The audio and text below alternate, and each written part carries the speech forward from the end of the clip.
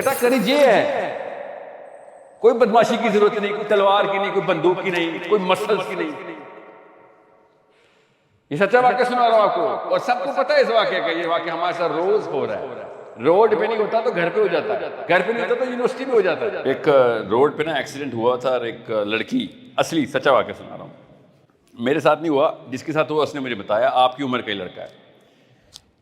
He said कि मेरा exam था और मैंने लड़की को देखा तो गाड़ी टेढ़ी होके ना रोड पे गिरी हुई थी, तो और वो लिटरली चीखें मार रही थी। मैंने समझा उसका बच्चा है, मैं गया तो देखा कोई नहीं था गाड़ी में सिवाय उसके साथ हादसा हुआ था। शी वॉज ब्लीडिंग और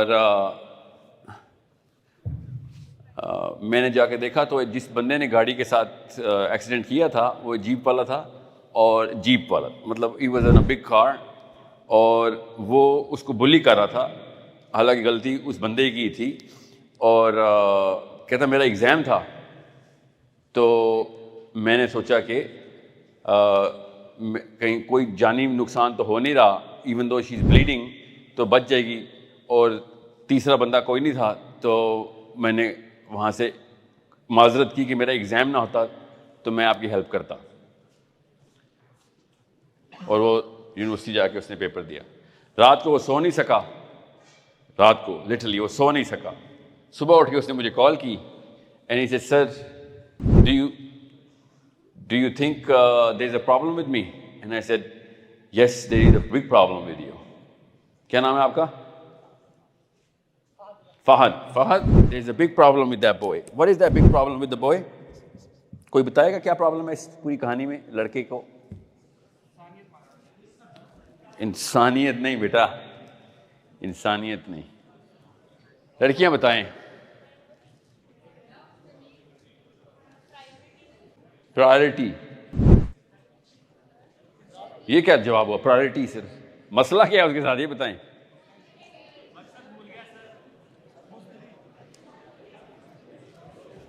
लड़कियों को सीरियसली समझ नहीं आया इस स्टोरी में मसला क्या है, इस लड़के में मसला क्या है, इसको क्या बीमारी है?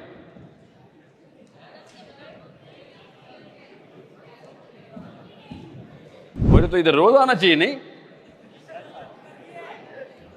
बेटा, मैं रोज आऊंगा ना तो अगली सफ भी नहीं भरी होगी। ये एक और मसला है नफ्सियाती, वो बताता हूं। वो पहले ये बताएं, सबसे पहला काम माइक्रोफोन दे जरा खवातीन को भी एक। जी बॉयज, आपके पास माइक्रोफोन नहीं है इसलिए आपसे भी बात नहीं हो सकती। जी मेरा नाम मोहम्मद एहसान है सर। मेरा क्वेश्चन ये कि पाकिस्तान जो है वो इस्लाम के नाम पर बना। पहले मेरे सवाल का जवाब ना हो जाए। जी जी जी जी जी इतनी लंबी कहानी सुनाइए, सारे उसका सवाल ढूंढ रहे हैं, जवाब ढूंढ रहे हैं। एहतशाम किधर थे? उस लड़के के साथ क्या मसला है? जमीर मर गया उसका। जी सीरियसली आप लोगों को इतना बड़ा वाकया मैंने सुनाया, पता मसला क्या है? एहतशाम, आपका नाम याद है इसलिए बोल रहा हूं। ये असल में मेरे और आपके साथ रोज हो रहा है, इसलिए हम अंदर से शर्मिंदा होकर जवाब नहीं दे रहे हैं।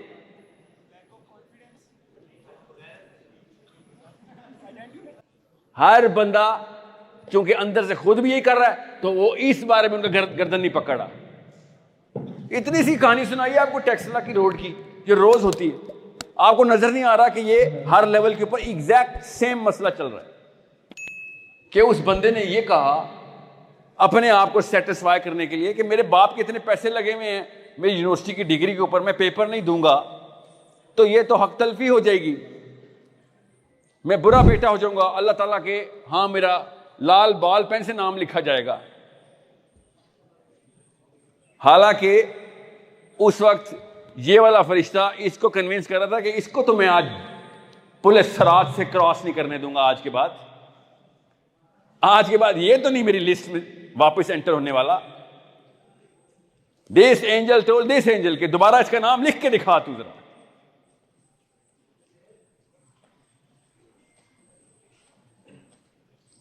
ये बेटा करीज ये है, कोई बदमाशी की जरूरत नहीं, कोई तलवार की नहीं, कोई बंदूक की नहीं, कोई मसल्स की नहीं। ये सच्चा वाक्य सुना रहा हूं आपको, और सबको पता है इस वाक्य का। ये वाक्य हमारे साथ रोज हो रहा है। रोड पे नहीं होता तो घर पे हो जाता है, घर पे नहीं होता तो यूनिवर्सिटी में हो जाता है। दिस इज करेज। इस्लाम से फारिग हो गया वो लड़का। ये अल्लाह ताला कुरान पाक में कह रहे थे। ये गोरे को समझ नहीं आ रही इस वक्त न्यूयॉर्क में बैठे हुए साइकोलॉजिस्ट को कि जब बुराई देखो पहले हाथ से रोको। और इसका इतना टेस्ट है कि जो पाकिस्तान के कल्चर के अंदर वो जो स्क्यूड डेफिनेशन है उसमें नजर आता है कि यही अगर इसकी अपनी बहन के साथ एक्सीडेंट हुआ होता तो मैं देखता कितने पेपर देता या कितनी बड़ी जीपें खड़ी होती साइड पे। जाता वो पेपर देने। अभी तो गाड़ी उलटनी भी नहीं थी अपनी सगी बहन की, हल्की सी इधर उधर होनी थी और पूरा टैक्स ब्लॉक हो जाना था। हर भाई ऐसे ही करता है अपनी बहन के लिए। अल्लाह ताला कह रहा था ये तूने हर एक के लिए करना है। ये है वो जब मजलूमों की मदद करनी हो तो। ये है वो आयत वमा लकुम ला तुकातिलूना फी सबीलिल्लाह, कि तुम किसने डेफिनेशन दी है कि नोन कौन है अननोन कौन है। हम बोलते हैं अननोन बंदा था, वो भाई अल्लाह के लिए अब अननोन है। मुसलमान के लिए हर बंदा नोन है, क्योंकि रिजाल और निसा कुरान में आ गया है कि हर रुजल को और हर निसा को जाके बचाएगा तू जब मुसीबत में देखेगा। और क्या जस्टिफिकेशन उसने दी कि मेरे तो बाप के पैसे लगे हुए, मेरा पेपर जाया हो गया तो बाप के पैसे जाया हो जाएंगे। असल में उसको ही पता था कि असली काम क्या है। ये है ज़मीर बेटा जो अंदर से आवाज देता है। उसको आई थी आवाज, हर एक को आती है, वरना मुझे कॉल ना करता। ज़मीर नहीं मरा उसका भी। और अगर उसका ज़मीर जिंदा था तो क्या अचार डालना मैंने से जिंदा ज़मीर का, जिसकी डेफिनेशन ही नहीं क्लियर। जिंदा ज़मीर नहीं काफी होते बेटा, जिंदा ज़मीर के ऊपर इंस्टॉलेशन करनी पड़ती है इस करेज की कि खैर है, ज्यादा से ज्यादा क्या होगा, ज्यादा से ज्यादा क्या होगा, मर जाऊंगा। ये जुमला बोला भी नहीं जाता। क्यों? 1000 साल की दुआ आपके माथे पे लगी हुई है जो अम्मी ने मांगी थी जब पैदा हुए थे, और रोज पॉलिश करती इसको।